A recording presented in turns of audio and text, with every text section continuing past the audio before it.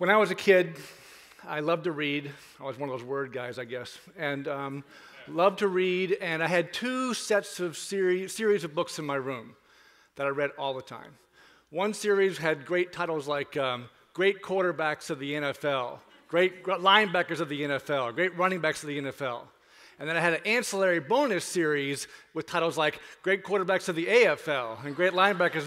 It was great stuff. I don't think it was career-changing, but I loved it, and I probably became a better reader because of it.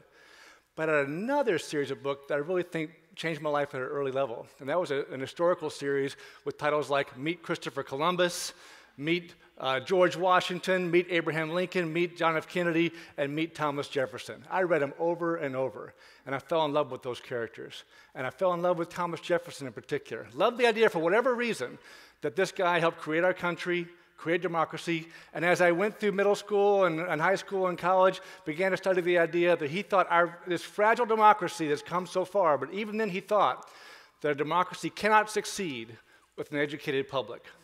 So when it came time to decide whether to be an attorney like my dad or a teacher, no jokes here, I went to be a teacher. And here I am 27 years later as a former teacher, former principal, and now a school superintendent, and I could not be prouder to be a public educator working to help change our students' lives each and every day. But it's changing right now. This idea of an educated public is a really nice idea, but lately some very bright people are saying it's not just that. They're saying public education is the key civil rights issue of the 21st century. Well, that's a pretty big deal. That changes, I think, everything, because it takes the job away from us as educators and makes it a societal issue that we all have to change. And for me, that changes the way I look at it. So in any civil rights issue, you go, oh my gosh, how do we get inspiration for it? Well, the federal government's been very careful with that and very thoughtful in their endeavors to inspire us. And they have put together that nice linear chart that says in 2002, we're going to assume that, well, we'll just say 25% of our students will be proficient in reading and math. And by 2014, that's 2 years from now, 100% of our students will be educated in reading and math. You know, that's a nice one, but you cannot measure the progress of civil rights by a 12-year linear equation. It just doesn't work that way. What you got to do is look at what civil rights has been. Our civil rights movement started in the 1840s with the abolitionist movement and the women's rights movement, and here we are 170 years later, having had great successes, some miserable failures, and we are so much further than we used to be, and we're not there yet after 170 years. So who in the world would think that in 12 years we can solve all the world's problems? So let's be part of a movement. Let's be part of a civil rights movement. We're going to make this happen. Let's look at what we need to do that. A great civil rights movement has heroes. I have quotes from Martin Luther King and Mahatma Gandhi in my office. I know you're thinking I'm a true geek with all my books as a kid and my quotes on my wall, but they inspire me. They make me a better person, and I really do think about it each and every day on how I can be a better person, because that's what heroes do. Heroes transform the way that we look at the world and make us think that other things are possible. But in education, most of us don't have heroes. In fact, one of the sad things about education is we don't want to believe that other people can educate better than us. And that's just flat out wrong.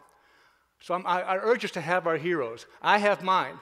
As a young teacher in the 80s, Jaime Escalante came along and changed the way I think about how we can educate kids. He showed it doesn't matter what color they are, what language they've spoken in the home, what academic achievement they had at that point. If you believe in them, if you make them believe in themselves, and if you care enough, because kids are very smart and they know, then great things can happen. As a young teacher near Oakland, California, in a school where 2% went to college, I started the first ever advanced placement class there, and in 2 years of AP US History and AP Government, every one of those kids went to four-year college. At the end of my life, that may be one of the very top experiences I'll ever have, transformative and how it worked. And it's because I had a hero. We need to have those heroes who could do it better than we do. Another hero I have, who's a hero in many ways, but I believe one of the people who will go down as the greatest hero of the 21st century education is Steve Jobs. I truly believe that, because I'm one of those people who believe, and you've seen it here today again and again, that the iPad's going to change how education happens. And I'm sitting here looking at all these people who are trying to make this happen, and I admire them, because it's such a daunting task. You've seen the stats here today. It's overwhelming. It cannot happen. It's just too much.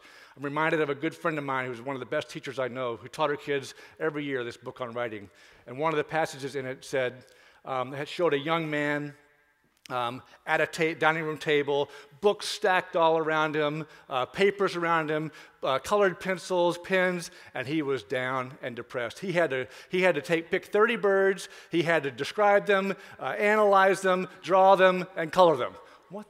What kind of assignment was that? But anyway, there he was, daunted. Due tomorrow, he'd done 3 so far. He turned to his dad and said, "Dad, I can't do it. What do I do?" And his dad put his arm around his son's shoulder and said, "Bird by bird, buddy, bird by bird." That's what we have to do. Because ordinary heroes like all of you in this room can make a difference each and every day, bird by bird. I'm reminded of Rosa Parks, an ordinary woman doing one simple, courageous, and brave act. It changed the whole world. Because when you talk to people, and you've heard it here today, when you talk to people about why they made it in life, what you often hear is it was one moment. I had one teacher who made me believe in who I was. I had one assignment that showed me the world was different than it could be. I had one mentor who I watched who said, that's the way it can be. I had one person who believed in me and made me believe I could be somebody special. That one moment. And that's what I want us to work on and figure out who we are. So again, those of you who have not been teachers don't know what a daunting task it is. It is an amazingly difficult task. And what we're asking teachers is to throw out some of those old things and try new ones. And here in Manhattan Beach, we have iPads in every grade level in here, and I applaud the teachers who are trying that, trying so many other things, and across the world, all the ideas being mentioned today, some of them quite frightening, some of them life-changing, are being tried out there, and I applaud those efforts. There's never been a worse budgetary time in our state, I don't believe. There's never been a more exciting time for public education with all the ideas that we have forward.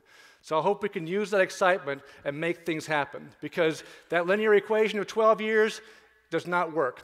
But if you like math and you want me to give you an equation that might work, here's what I would say. If you take the number of children today who have fully realized that civil right of a high-quality education, and we'll call that number X, wouldn't it be a great day tomorrow if that number were X plus 1 or even X plus 2? Thank you very much.